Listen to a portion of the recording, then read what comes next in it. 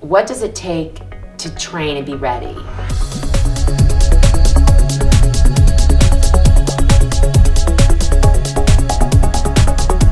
The idea of the Mini was really just to see if I could do it. I mean, I just want to see if I can do it.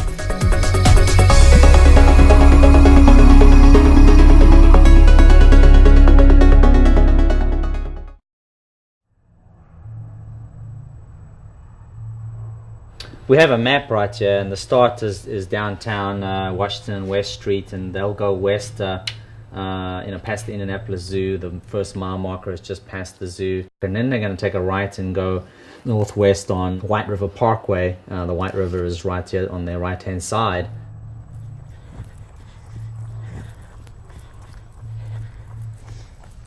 I have this other thing on my foot that hurts only when like the last part of a long run.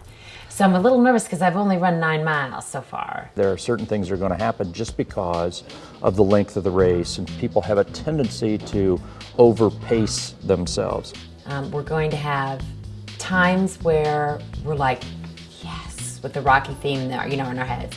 And then there are going to be times where we're like, oh my gosh, I don't think I can do it. Right about that point, 3 mile marker is when people are going to start really getting warmed up, and that's when they're going to realize, boy, I'm going to have a good day today, or I'm really struggling today, and it's only 3 miles. So they start heading north on Holt, and then take a left on 10th Street and a right on Main Street, right at about the 5 mile mark. They're about, at that point, less than a mile away from the speedway.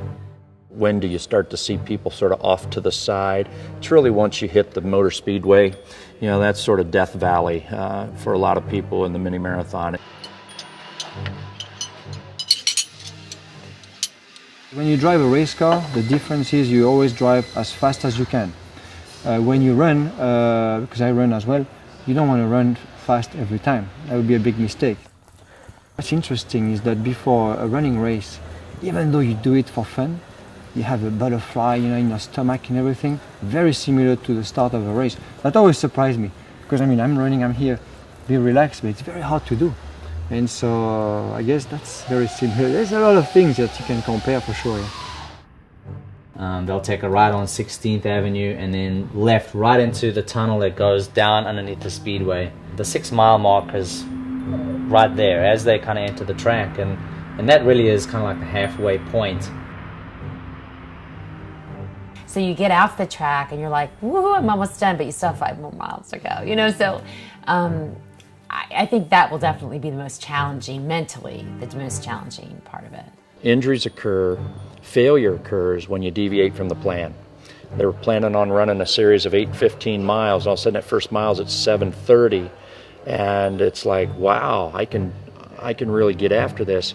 That comes back to haunt them around miles 9, 10, 11. If I could do a 10-minute mile with a few breaks in between, I think that would be perfect. That'd be great. I'd be really excited about that. When we drive an Indy car, we get a lot of G's in the turns. The heart rate goes up, and I think most of the time you see mistakes being made by the drivers towards the end of the race. The finish line lures you and it kind of brings you home. Your friends, family, the fact that you're almost done with this and you're going to be able to do it. But before that, it's hard. The other part of it too is I'm really excited to meet with some of the folks from the running company. There's probably a core group of about 40 people. I think it's going to be fun to see them be like, yeah, we did it, If you have good training at the end of the race, then you won't collapse. You won't and lose your pace. So I guess that's similar. Preparation. I wish I'd had 2 more weeks because of my injury. I wish that I'd had another 2 weeks so that I could have run a 2-hour. I didn't, and so I'm gonna still do it. So I'm excited. Yeah, I think I'm ready.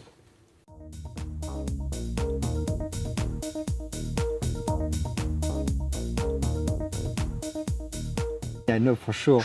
They usually give you a long straightaway, and you can see it, but it's very hard to get there.